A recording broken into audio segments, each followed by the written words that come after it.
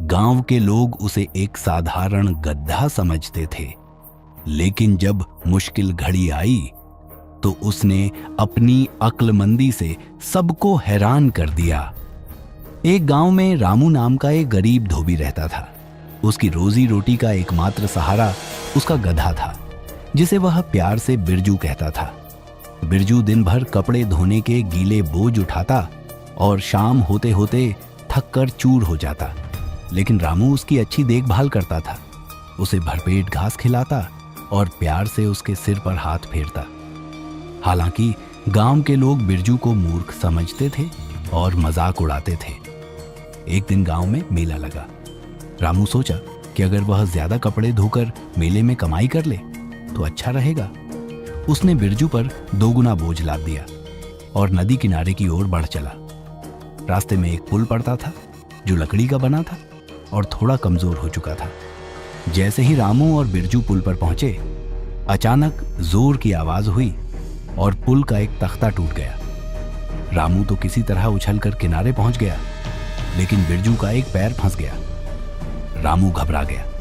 उसने सोचा, अगर बिरजू यहीं फंसा रहा तो या तो वह गिर जाएगा या फिर कोई और बड़ी मुसीबत आ जाएगी। वह मदद के लिए इधर उधर देखने लगा, लेकिन पास में कोई नहीं था। इधर बिरजू भी समझ गया कि अब कोई और रास्ता खोजना होगा।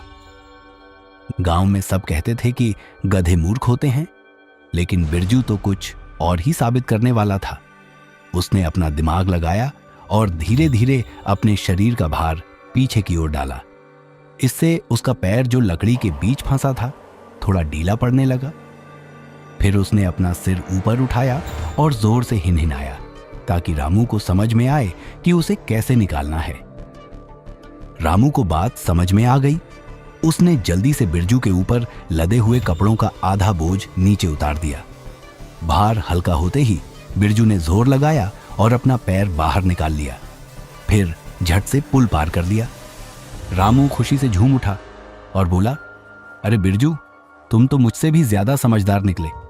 उसने बिरजू के सिर पर प्यार से हाथ फेरा और कहा, अब से मैं कभी नहीं सोचूंगा कि गधे बेवकूफ होते हैं। बिरजू ने सिर हिलाया और मानो मुस्कुरा दिया। अब गांव के लोगों को भी यकीन हो गया कि हर कोई, चाहे वो गधा ही क्यों ना हो, अपनी समझदारी से बड़ी मुसीबत से बाहर निकल सकता है।